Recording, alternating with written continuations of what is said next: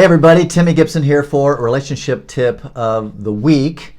This is my beautiful wife, Jessica. Hi. She's joining us to talk about, so we've been watching a lot of John Gottman, John and Julie Gottman actually, from the Gottman Institute, and they study and do research on relationships. And they talk about this cycle of conflict that couples can get into, and they call it the four horsemen Of the apocalypse. which is It's a great the death name. trap. Yeah, it's the death trap. And they've talked about if these things are present, especially all of these things are present in your relationship, that it's a bad predictor of how the relationship is. And so the four horsemen of the apocalypse are criticism, defensiveness, contempt, and stonewalling. So criticism, what is criticism? Criticism is just when you are nagging at different parts of the way your partner is or the way their personality is. It can sound like, oh my gosh, can you please pick up after yourself? Gosh, you leave socks everywhere. Or You're so messy. yes, you are always leaving dishes in the sink. Oh my gosh. Or you are so lazy. Can't you just get up and do some housework? Or can't you just pay the bill that I asked you to last week? You are so lazy. Or it's giving them some kind of attribute to their character, personality flaw that you are pointing at and kind of saying, this is not right. That is criticism. Yeah, and I thought this was interesting. They said that there's no such thing as constructive criticism. And I thought that was kind of fascinating because honestly, up until when I heard that, I would have said, well, if it's constructive. But when you're in a relationship, to constantly just be offering criticism rather than maybe helpful feedback and being honest, I think that's where it can get, because I don't think when you're criticizing, it's not like I'm trying to help you. I think that's kind of where I feel the difference is with criticism and feedback.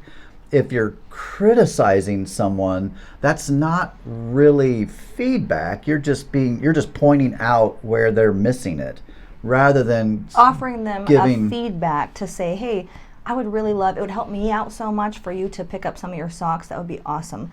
I'm running out of time, so can you go and take care of that bill? That's more of here instead of me pointing out something about you that is not okay, and that is a way that you're being, that I'm giving an attribute to, whether that's lazy, dumb, irresponsible, childlike, so many different things. So that's criticism, which brings us to our next one. Defensive, which is just any time that you would offer criticism to me, or if I offer criticism to you, then I would instantly defend. That's what it is to be defensive, is I defend it. So, you never do the dishes either, or you never vacuum, or you never do this. I just picked up your socks yesterday. What are you talking about me? Right, You. right. And so when we're talking about feedback, that's something that if you offer me feedback, the way to receive feedback would be to say, hey, I appreciate you sharing that with me. I need to really reflect on that and look within to see how I can do better. In other words, it's geared to help me. But when you just criticize, it instantly does bring up a defense, because you want to defend. No one wants to be the bad guy. No one wants to be wrong. No one wants their imperfections pointed out, right? Most of us, we know our flaws, or should know our flaws. And so that's part of what that being defensive is. It's a little bit of a pushback, and it's a little bit of an insecurity response, or an insecure response to, hey, to me going like this, you. yes, Like, whoa, well, hey, wait a what about minute. you? Yeah, right. And then the third one is contempt, and they said this is the worst one of all. This is the biggest predictor of where the relationship is. And to be honest, I really didn't fully understand exactly what contempt is. I'll explain how I was kind of seeing it, and then Jess had a really good explanation for this. But contempt, to me, it's like if you're being critical, the deep roots where there's this real disdain, that to me feels like contempt. In other words, you can kind of criticize someone, and that's not good, but you can criticize them and it's just kind of a shallow, you're just pointing out a little thing.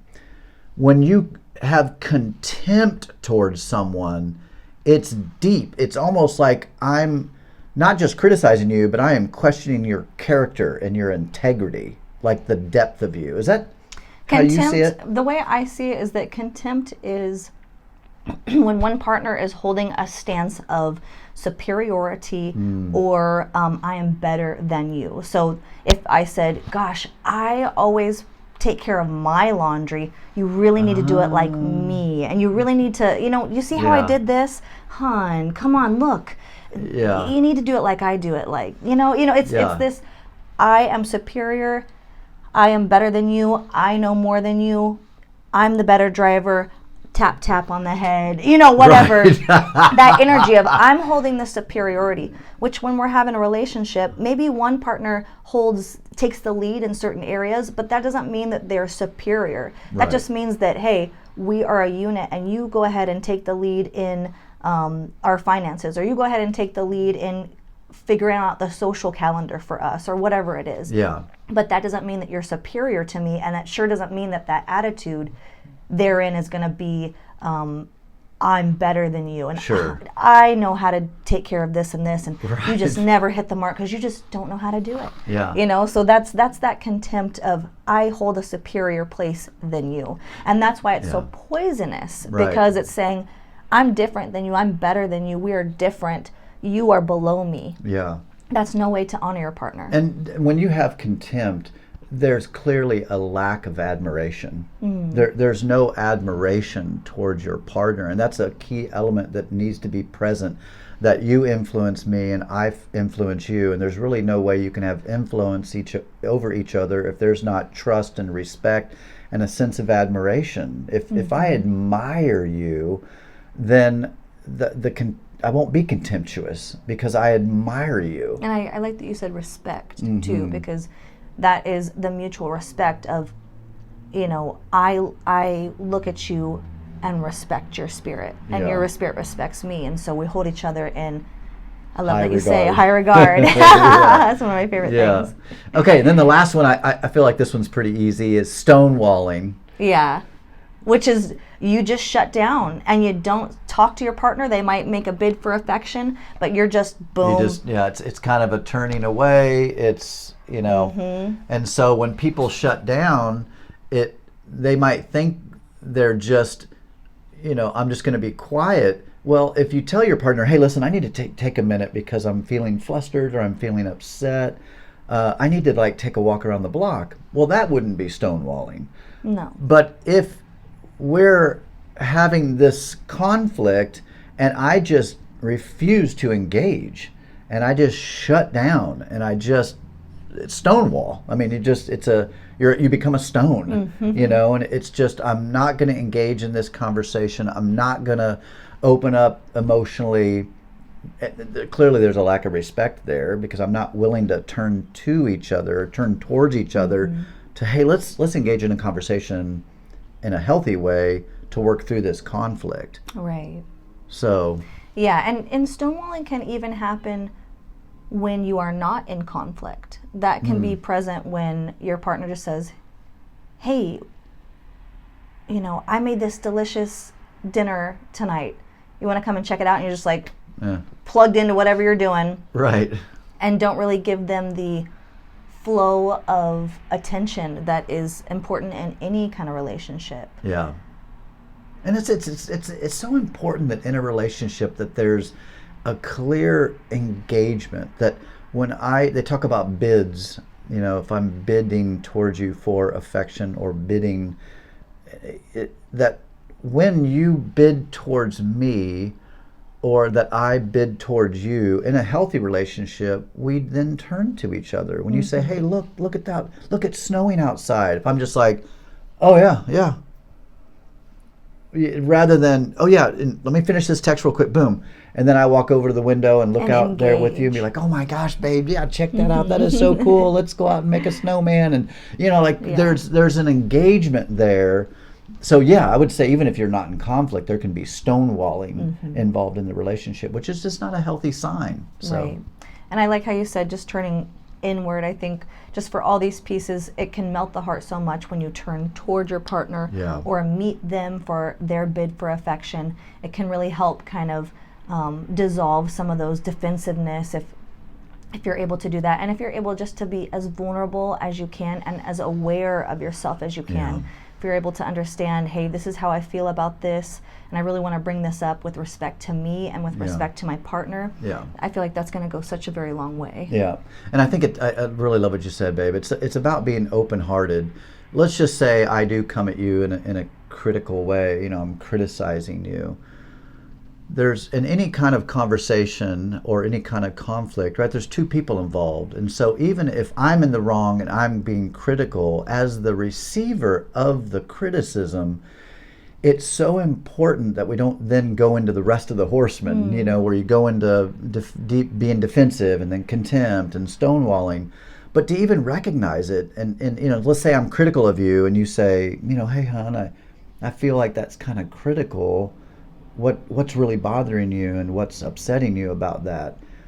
Then that can kind of break the ice and break the cycle, because in a relationship you can get into, maybe some of you are in this cycle where you're in this negative loop where it's just like as soon as your partner opens their mouth, you have a disdain towards them, and this thing, you know, you just have this contempt in your heart towards your partner. And we were talking about this the other night. I said, man, how do you break that cycle?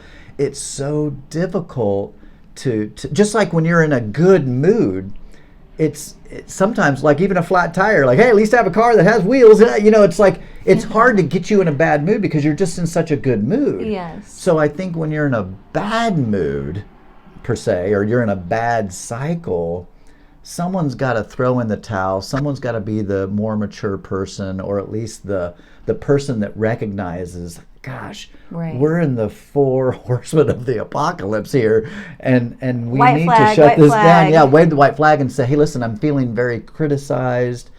I don't want to feel that way. Can we maybe take a break? Or you want to like write down what you feel about this or how you feel, you know, just whatever are tools in your toolbox to take care of that. And to do our best to always honor those positive interactions so that we're building our, I like how they say love maps, and understanding, you know, about our partner, and just really tuning in and flowing together when we are in just day to day, and being able to build that up so that we have an excellent rapport with one another, so that when something, you know, is needed to be shared or need to be expressed, it can be much more well received and a heart to heart instead of a turning away from. So I guess what the tip for the day would be is to recognize either criticism, defensiveness, contempt, or stonewalling in your relationship, and talk to your partner outside of conflict. So don't wait till you're in conflict, but to even after you watch this video, have your partner watch it, and then you talk about how you guys handle conflict and how you guys interact together, and make sure that you head it off at the path, you know, before it becomes a full-on apocalypse. You know, catch those things and fix them early on, and it'll really help your relationship. So thanks, babe, for coming on. Thank you for having me. All right, everybody. Peace. Bye.